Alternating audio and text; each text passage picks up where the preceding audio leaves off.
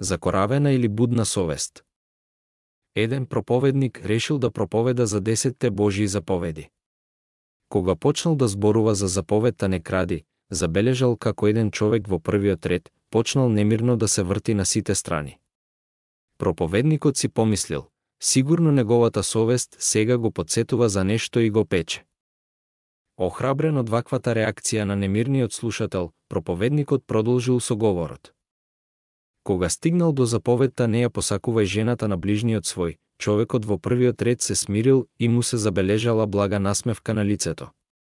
Ова уште повеќе го збунило проповедникот и решил после проповедта да поразговара со него.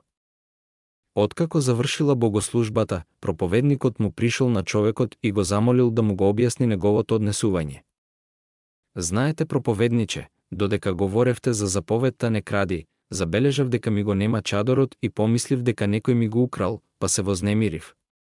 Но штом дојдовте до заповедта не ја посакувај жената на ближниот свој, веднаш се сетив каде сум го заборавил и исчезна нервозата од мене. Иако оваа приказна звучи смешно, таа ни укажува и на една тажна вистина. Многумина имаат закоравена совест и не дозволуваат да ги вознемири ниту посочувањето на нивниот грев. Дури и кога совеста вреска во нивното срце, тие остануваат глуви на тој внатрешен глас. Токму затоа имаме апсурдни ситуации. Блудникот заедно со својата швалерка си оди на црква, мафијашот дава дарение на Бог, од неговиот криминален бизнис, шоферот на камион, во својата кабина има слика од некој светец, наводно, за да го штити, а веднаш до иконката има и слика од некоја разголена жена, за да ги задоволува своите телесни страсти. Политичарот ветува рај на земјата, а потоа заборава на сите ветувања и така натаму.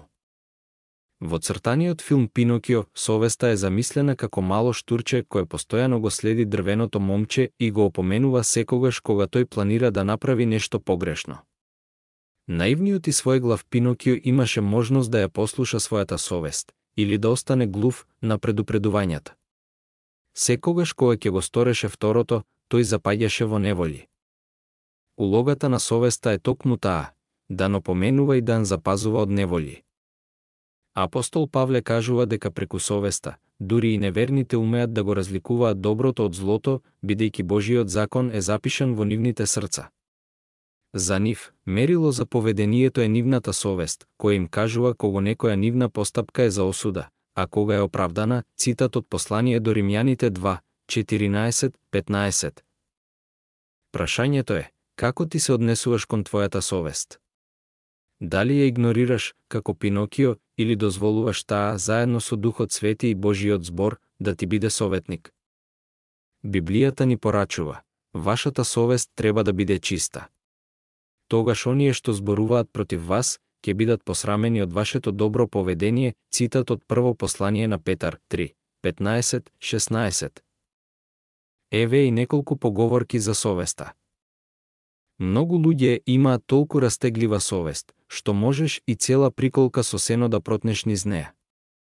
Совеста е како твој сосед. Колку подобар пријател си со него, толку подобро за тебе. Совеста е посилна од 1000 сведоци. Човек со чиста совест спие и кога надвор грми. Чистата совест е како мека постела. Совеста е оној тивок шепош, штон подсетува дека некој гледа. Надписот е објавен во билтенот Ново срце, број 95, на 15 август 2011 година.